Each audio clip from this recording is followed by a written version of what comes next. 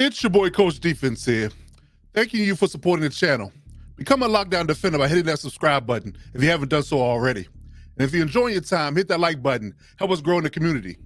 Now check out our latest video. Leave a comment. And as always, you got to step up to lock it down. They're dealing out a lot of money in the NFL, especially to the quarterback position. Without a doubt. So it's funny to me because we just covered this in the last couple of weeks and talk about Tua's contract, whether or not he's going to get it. And last week we talked about Jordan Love and his contract. So it's funny to me how things happen at a rapid pace. Like I said, we were just on the pod last week talking about Jordan Love's holdout, right? You know, a few weeks ago, as a part of our most intriguing storylines going into training camp, we asked the question on whether or not Tua should get paid. Both of those questions have been asked and answered, and they both got massive extensions. So when it comes down to them getting paid, $212 for Tua, $220 for Jordan Love. So it's clear that teams have invested heavily in their future as their franchise quarterback, right? True. So, you know, and you get to the idea of what what Jordan Love and Tua mean to their franchise. We get into that, but you know, at this moment, this time, their contracts put them into the top 5 highest paid quarterbacks in the league. So let's revisit this now and what it means for both teams. So we're going to start with Jordan Love, you know, one of your favorite rising talents in the league, and then we'll get into it. So what does Jordan Love's contract mean? Because I know you were kind of on the fence or on the other side of whether or not you should pay him last week. So what does Jordan Love's contract mean for the Packers, in your opinion? That they're looking to rekindle the quarterback success that they've had for multiple years, right? From starting with, you know, Brett Favre to Aaron Rodgers and now Jordan Love. I think this is a potential payment, right? That we see what we have, and we're not going to wait. What they did is what Jerry Jones should have done. They didn't wait. Okay. They didn't wait for the market to reset again, right? They went ahead and jumped out there and said, hey, we're going to make people adjust to us. We're not going to adjust to people, because if they would have kept waiting, his contract only would have kept climbing. True. And so get it, you know, go ahead and lock him in now and consider it what happens at 30. Yeah. You know, so, you know, when he's due for another contract, the reason why I said 30, when he's due for another contract, he'll be turning 30 years old. So that level of maturity, that level of seeing things differently, that's so funny. Happens. That's so funny because 30 is old at every position except quarterback. Yes. That's so funny to me. But yeah, I'm right there with you. I think that Jordan Love, to me, it fits. It does. As you're not paying anybody on the offensive side of the ball outside of Josh Jacobs. I think it makes sense. Right. While all your weapons are on rookie deals, you're retooling the O-line. You pay the man now, and then by the time those other guys come up due, you know, you can renegotiate and restructure and rework, you know, Jordan's contract, assuming that he pans out the way he's been panning out so far. I get it. He has the right play caller, you know, who, you know, again, he'll be tied to these weapons, and you're not paying anybody for the next 3 to 4 years. Right. The Packers always draft well. To me, it was a no-brainer. True. Like we mentioned last week, if Matt LaFleur feels right about Jordan being the guy, just cut the check. No need to worry, no need to fret. Just cut the check. No need to worry, no need to fret. Just cut the check. Cut the check. So I think we can all admit that we trust LaFleur as an evaluator and as a play caller at this point. I think we all have a good sample size of what he is as a head coach and the play caller. I think we all get that. Yeah. You know, so if he wants to hit his wagon to Jordan, by all means, do it. Like I said, just hand the check over and just sign it and say, how much money would you like? Yes. You know. Yes. You know, so that to me, you know, that's to me, you know, that you will stay. That tells me that you want to stay relevant in the division, and you should be. And you know, if you're gonna have this coach and quarterback combo for the next few years, next at least 4, I think that you're gonna be very formidable in the division and in the conference. You know, for the next 4 to 5 years at least. So for me, I think it's pretty easy and pretty cut and dry. I think it makes perfect sense to me. Yep. Now, What do you feel about Tua's contract? I feel like this was a doubling down of a situation, right? Uh, Reports are being said that McDaniels lobbied for Tua, and I really think this was a decision based off. I can't even say that it was a decision that was based off something bad, something nefarious. It was a decision just made that, hey, he runs our offense, he knows our offense, and then if we was to start back over, here's our options.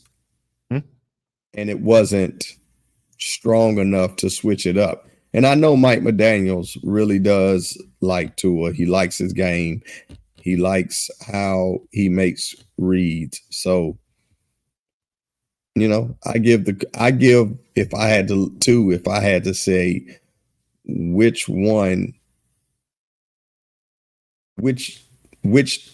quarterback gets the early favorite, I would say Jordan.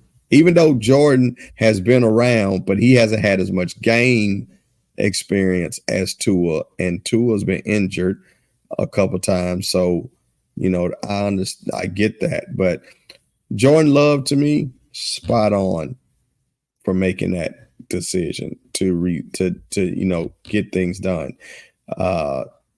Tua, it's tight, but it makes no splash. It's just, hey, we know he runs the offense. We've seen him. Mike McDaniels, you're really comfortable with him. You really enjoy it, maybe because you have somebody shorter to hang out with than the normal trees. You almost made me spit out my water. You know what I'm saying? But yeah, outside of that, I definitely give the edge to Jordan Love being a super solid pick, and Tua. Again, I'm not going to say it was a sympathy pick, but I think it was hey, if we go any other way, we're going to be starting from somewhere and starting behind someone. So why don't we just pay him, make him happy, and give it a go and run it back again, this year, now. Okay, so I see what you're doing here. I see what you're doing. You have decided this part that you're gonna be nice. You've been very nice and very accommodating to certain people in your takes today. All right, so I'm gonna be the one. I'll be the bad guy today. Okay, thank you so much. So call me Reyes Ramon. Say hello to the bad guy. Okay, I'm gonna be the bad guy, and I'm gonna tell the truth. Okay, I'm gonna tell the truth. Tua, yes, I agree with you. Jordan Love is the solid in home run pick in this particular comparison of who should be just fine where he is and how he should be successful. Right. Tua, however, is a different story. Break it down for him. I have stood on business from the very beginning of him. Standing on business. I think he's limited. Russell Wilson calls himself Mr. Unlimited. Well, Tua should be Mr. Limited. He is limited in arm strength, durability, mobility, and he can only win games against bad teams or teams that he plays in warm weather. To me, that's too many restrictions for me to pay him that kind of money. Okay. Now, he is insulated by some very good weaponry and a very good play caller as head coach. I think Mike McDaniels can coach practically any quarterback in this league and be successful. You damn right. So I think that's an indictment on Tua and a feather in the cap to Mike McDaniel that he is the driving force of why the offense is good. Again, it's only good in warm weather. It's only good in warm weather, and he's way below 500 against good teams when the temperature is below 50 degrees. Right. True. So that's the problem. So if you're going to look at it from a perspective that, I'm going to hitch my wagon to this guy and pay him top dollar, it should give you some trepidation. It should give you some pause. It should give you some, I don't know. Right. I don't know. It should. So you can look at it from a perspective that, again, I'm gonna paint a picture like this. Okay. Tua is a rich kid from the rich neighborhood with all the resources available to him. When you have that, it will be a crime that you didn't succeed, when others around you are doing more with less. Imagine if Josh Allen had these weapons in that play caller. I would argue that Josh Allen would at least have one Super Bowl in Buffalo that he does not have in Buffalo right now. Maybe more. Maybe more. Nonetheless, I think that the Dolphins just signed themselves up for a one and done in the playoffs at best going forward while Tua is the quarterback. Only thing you can really hope for, and this is a big hope, it is a big if, is that they can secure home field advantage throughout the playoffs. And even that might not be enough. Because it does rain, hurricanes, all kind of crazy things happen, even in Florida. You ain't guaranteed a sunny 80, 90-degree day every single time you play football either. True. So, again, I think this team is good. But I don't think they can escape the idea or the mantra that they can't play well outside of being warm weather. If they can't play good in cold weather, I think that's going to be the teams and Tua's Achilles heel. I think that's what it boils down to. So again, we made the argument that maybe you ride it out this season, let him kind of put some good film out, and maybe you could sell him at his height and trade him, and then maybe go out and get Dak Prescott or something like that. But right now, right here at this moment, I would feel more comfortable giving him Dak Prescott $55 million a year than I would Tua Tagovailoa. Okay. That's me. Okay.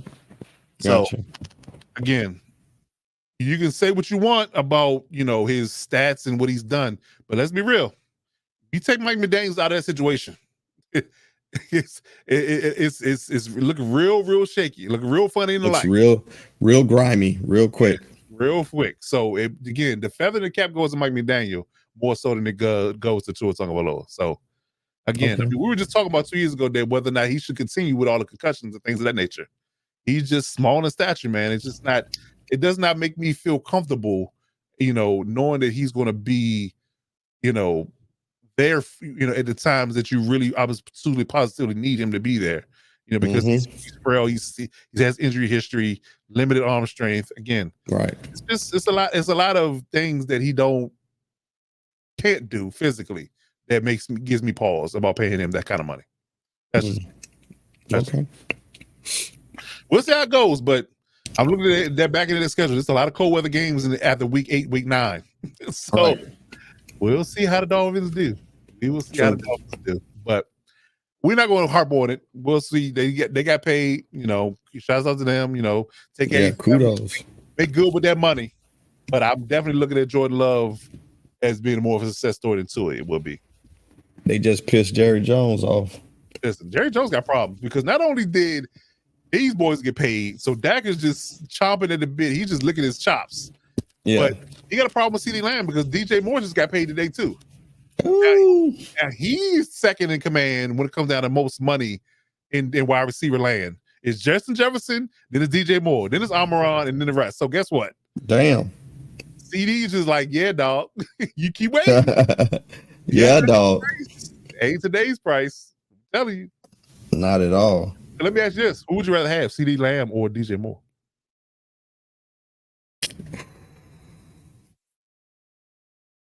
Damn, that's a good question. In theory, CD, but for my team, DJ. Okay. I like it. I really think it just depends on what team I'm on. Yeah. I think Dallas, CD fits Dallas. But if you put CD on the Bears, I don't think it's the same. And I'm not sure if DJ being on the Cowboys is the same. So I think for who are they playing for, I think it fits the team that they're on. That's just my personal take. So, all right. So, like I said, we'll monitor the quarterback situation and see how these boys pan out when it comes down to their contracts and how well they do in 2024.